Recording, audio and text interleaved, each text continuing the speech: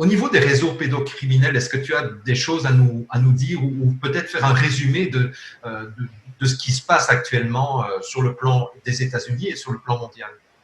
Oui, bien, Trump a été le seul président qui a signé ordre exécutif sur ordre exécutif. Je pense qu'il y a 3 ordres exécutifs qui ont été signés sur le démantèlement des réseaux pédocriminels et la suspension, le gel des avoirs, la confiscation des biens des personnes engagées dans ces réseaux-là. Et qui est engagé dans ces réseaux pédocriminels, trafic de personnes? On sait que c'est le trafic de personnes là, pour toutes sortes de raisons. Hein. Prostitution, même, ça va beaucoup plus loin que la prostitution.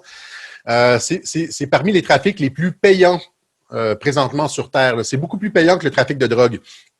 Et donc, il s'est attaqué à ça dès son arrivée au pouvoir. Dès décembre 2017, ordre exécutif, c'est ça qui permet au département du Trésor de geler et de saisir les avoirs des personnes engagées dans ces réseaux-là. Et après ça, 2 autres ordres exécutifs qui déclaraient essentiellement l'état d'urgence concernant la traite de personnes. Alors, tout ça, ça fait partie de la stratégie d'ériger un mur au sud de la frontière pour couper le trafic de personnes, mais pas seulement le trafic de personnes, c'est le financement aussi de ces réseaux occultes qui vivent de ce trafic-là.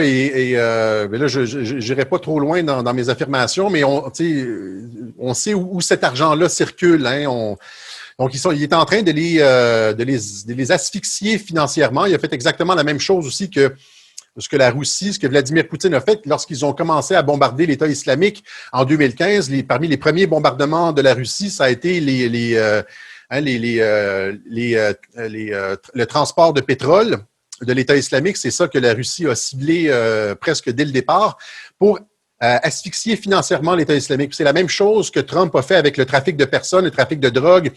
Il y a eu une guerre en coulisses aussi. Je ne sais pas si on veut aborder nécessairement ce sujet-là lors de cette émission, mais il y a eu une guerre en coulisses justement où Trump a fait fermer tous les sites noirs, plusieurs sites noirs illégaux de la CIA. Il y a eu une guerre entre l'administration Trump et la CIA. La CIA dont on accuse la CIA d'avoir été à l'origine de l'assassinat de JFK, d'être un État dans l'État, d'avoir du financement obscur et d'être finalement, de ne plus être imputable devant les élus. Hein, c'est avec les opérations clandestines, etc.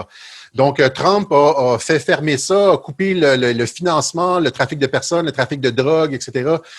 Parce que ce sont des outils du mondialisme pour contrôler les États, faire la guerre, faire une guerre de façon clandestine, de basse intensité au sein des différents États. Par exemple, MS-13, les gangs comme MS-13 sont utilisés pour faire des assassinats ciblés. Donc, rapidement, ils ont mis de la pression, ils ont démantelé MS-13, etc. Donc, oui, ça a été une des priorités de l'administration Trump.